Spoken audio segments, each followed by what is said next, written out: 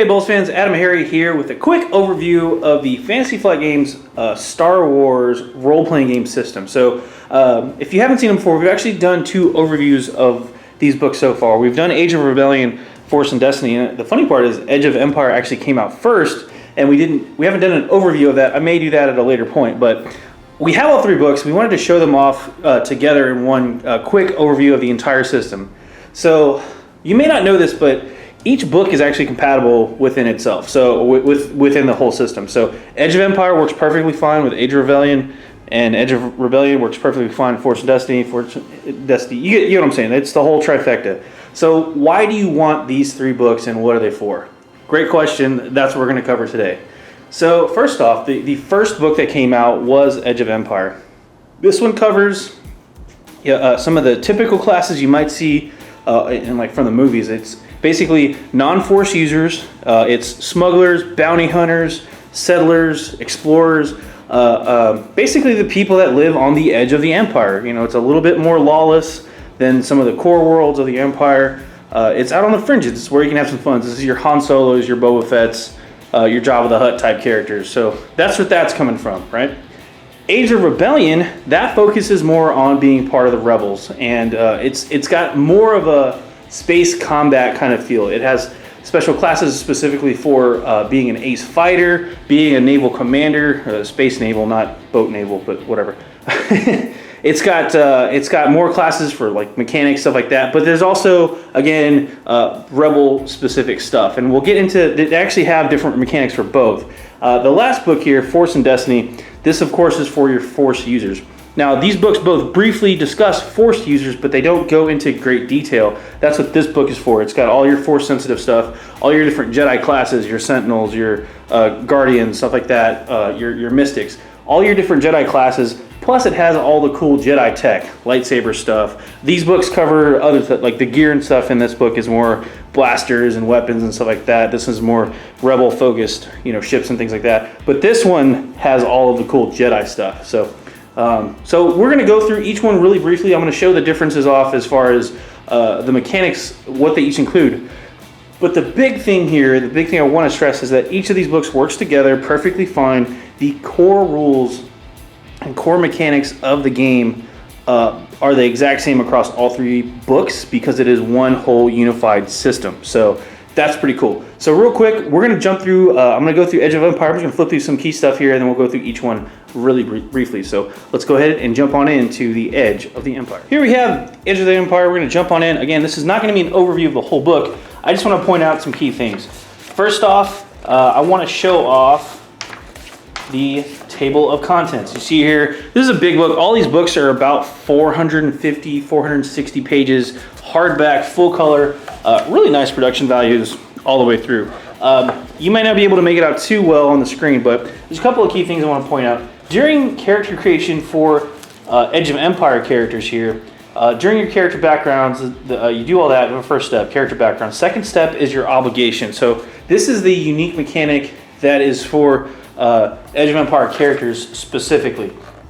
The other two books have a slightly different take on this, but they are fully compatible, as I keep saying. So let me skip to that page. It's on 38. So again, real fast, the dice are the exact same for all three systems. So get a set of dice if you want to play. So obligations. What is an obligation? Each player starts with at least one obligation if you are an Edge of Empire character. So they have, it's just really something for story hooks, but they have different types of stuff. So for instance, I'll just read the table real fast if you want to roll randomly for it. There's addiction, betrayal, blackmail, bounty, criminal, debt, duty bound, family, favor, oath, obsession, responsibility, and if you roll really high, you have to roll twice. So that's kind of fun. But that's what obligation is. It's a storytelling mechanic. It's something that drives your character forward, whether it's a nasty spice habit, or if you're getting blackmailed, or you have some family obligation to uphold, or maybe Jabba the Hutt's got your mom, dad, sister, brother, cousin, fourth family member removed, whatever. So that's what obligations are for. They help drive the story. How that works out in play. All of these rules are in this book specifically. You can use it as a threshold, as a resource, but it's a generic, not a generic, it's a story driving factor for your character in Age of Empire. And then real quick too, because I know I haven't done this one yet, so I wanted to show off some of the characters real fast. So here we have, that was a colonist, we have a survivalist, the bounty hunter, classic, we got IG-88, you know, a Mandalorian, some armor there. So you've got there your typical bounty hunter assassin, you've got your gadgeteer type of bounty hunter, your survivalist bounty hunter. And you see here, this is how all the classes are laid out. It's all the different passive and active skills that you can pick up as you level up. So you'll see that repeated throughout the rest of the books as well. So, but again, these are your Edge of the Empire guys. You got explorers, and then you gotta have hired guns. You gotta have bounty hunters or mercenaries, and we got smugglers, of course.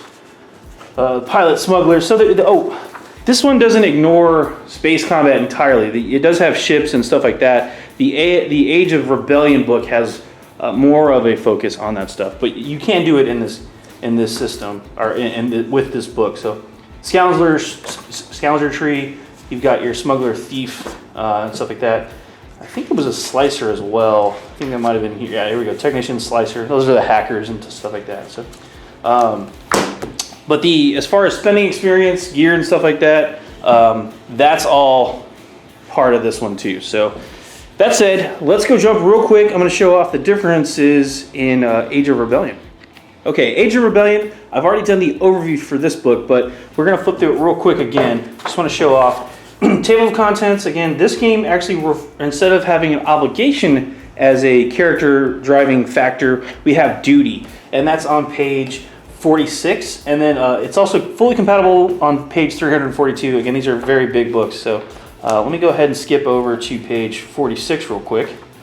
So we have duty as a starting point for character building. This is very similar. It's kind of a plot power, something to push your character forward, to kind of get stuff done and kind of guide how your character would react and do stuff in different situations. So we have the different duty types. So again, you can roll randomly. You can pick whatever you want to do as far as your game master goes with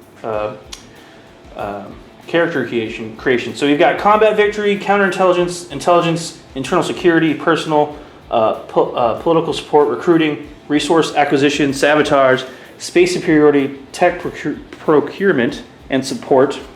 So again, duty is part of the rebellion. Each character has a commitment to a specific kind of duty. This is the main focus, not just on a single mission. So again, overall arching story arc for your character to push you forward to do something. So you can play with both, and then again, I'm gonna show how that works, and then we'll go back and look at some of the characters real fast. Again, this book specifically is very, obviously very rebel focused. So how this works, this is the compatibility page. The Edge of Empire doesn't have this one, but Age of Rebellion does, and so does Force and Destiny. But this talks about compatibility with Edge of the Empire, how to use obligation and duty. You can run campaigns where characters just have an obligation, just have a duty, have both an obligation and a duty, either obligation or duty, or something like that. So you can really get into, how do you want to work this, and it's got some great game mastering tips for players as well. So let me skip back here, and we'll go look at the player characters. Those are the talents. Those are skills. I think it's further. Oh, I just saw it. So again, we've seen this repeat. We have engineers, diplomats. I want to get to there's the commander stories. So you can see how they work there. Commander, tactical talent, squadron leader, stuff like that. So again, laid out very, very similar. All that good stuff there. I think we have ace fighters. Here we go. If you're a fancy hotshot pilot, again, this book does talk about force users, but if you're a force using ace pilot, you want to look into how that all works together. You go with this book, ace gunner, driver, pilot, all that good stuff. So you want to be a super awesome pilot, there you go. Diplomat, all that fun stuff. Soldier. So recruit. Universal Recruit. These are pretty interesting. That's actually an interesting class. This is kind of a support thing that you can pick stuff from. Well, I'm not going to get into all that. Anyway, it's got different specialization, different gear than Age of Empire, but that's the gist of Age of Rebellion. Again, core rules, exact same in both books. Dice, mechanics, same in both books. But yeah, so let's take a look at the Force and Destiny book. Here we have the Force and Destiny book. Again, this is specific to Force users. I've done an overview already of this book. Go check that one out too. But as far as working together in the entire Star Wars role-playing game system, this one has all your gear for Jedi, how to use Force, different Jedi classes, and of course we have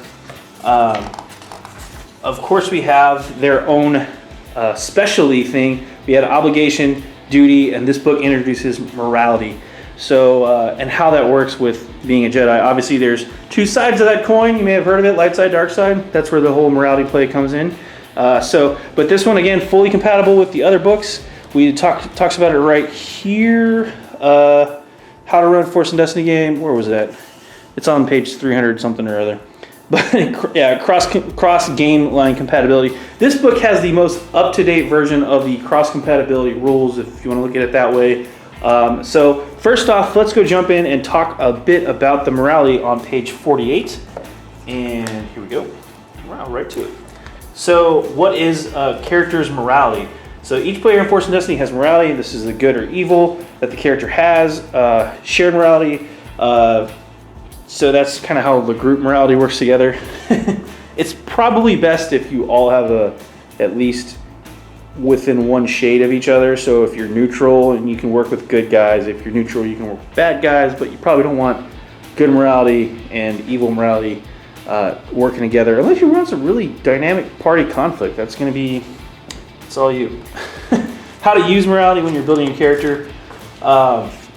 There's that morality table, and you can kind of see here it's got two different things: emotional strength, emotional weakness. So I'll run through the strength chart real quick. We have bravery, love, caution, enthusiasm, compassion, mercy, curiosity, pride, which is interesting, independence, ambition, justice, and discipline. And then the emotional weakness, we have anger, jealousy, fear, recklessness, hatred, weakness, obsession, arrogance, coldness, greed, cruelty, and obstinance. So it's interesting that pride and arrogance are kind of mirrored of each other. So some people think pride can be a weakness. So that's how that all works. Morality in play. So we talked about that. That's the core thing there. For this book, it introduces that. And then I believe it was on page 300 and something or other. It was page 338. Cross game line compatibility. Again, all one game system. Cross game parties. Talks about how to do that. But it basically talks about morality, duty, and obligation and how those three things can work together. You can either choose for the group, morality, duty, obligation. You can either choose morality, duty, or obligation for each player. Combine morality with duty or obligation. Other combinations. It goes through all of that stuff. There are some benefits and some drawbacks, again, for each system. So you can get some bonus creds, I think, when you start the character generation, stuff like that. It's all in here. But if you want to run the campaign with Force users, obviously you're going to want to pick this book up.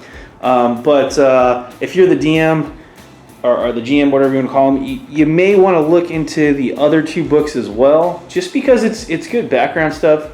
They do have adventures in the back, so it's good to have the full set of the books, especially if you want to throw different characters at your players, different NPCs and stuff like that. It's good background to have. So last but not least, I'll just run through. There's some of the gear. I always like flipping through the gear real fast. So cybernetics, stuff like that. There's the lightsabers, all the different combos. That's always fun. Vibro weapons. I wanted to flip through the characters real quick. Again, you can see it's a very big character section here. Different Jedi types. We have the Mystic here, and I'll flip through this one real quick just to show you what I'm talking about here. But Mystic Advisor, same layout for the character skills and all that stuff. Duelist, Seer. So you see how all of that works out. Again, laid out exactly the same. Kind of a Pathfinder Seeker type person here. So how to use this Force to help them scout and things like that. So again, this is definitely the book for Force users, but this entire system works together in harmony as one whole core system for Star Wars, the role-playing game. It's a really fun system. The dice mechanics, again, the same throughout all three. You just have a slightly different take on that. And I really don't think, I wouldn't even go so far as to say that the Jedi are more overpowered than the other classes. They're just really good at what they do, just like the fighter pilots are really good at what they do. They do have force dice they get to roll extra stuff, but that's in the core rule books too. So that's what I was talking about. They talk about force sensitives and stuff like that, but it's a really fun, complete universe. I mean, you've got everything as far as the kind of gray area, moral gray area people. You've got the anti-Empire stuff. You even have some Empire like NPCs in there that you can kind of sympathize with. And then Force and Destiny's got all the Force stuff. So Jedi's and all that fun saber flipping good times. Anyway, that's just a real quick overview. I may again go back through and do an overview specifically of this book, but we've done reviews of both of these books. They're really solid. Again, the whole system itself, really, really well done, works together flawlessly. And then, yeah, really nice product. Overall, thumbs up for me. You've got tons of artwork in each book too. They put a lot of work into it. FFG put a lot of work in these books to make it all work together. So check them out. Flip through them. Go to your local favorite store, gaming store. Flip through them. Check them out. And let us know what you think in the comments below. This is AdamHarry from BoLS signing off. Have a good one.